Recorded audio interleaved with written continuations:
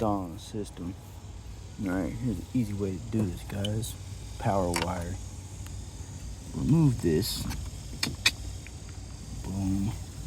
Set it aside. There's a plate right here. Right behind that. Show you where it is. 2 bolts. Right here. This little plate right here was right there. 2 nuts holding it on. The center is cushioned, but this piece is metal. I don't know why I bothered putting a cushion on there.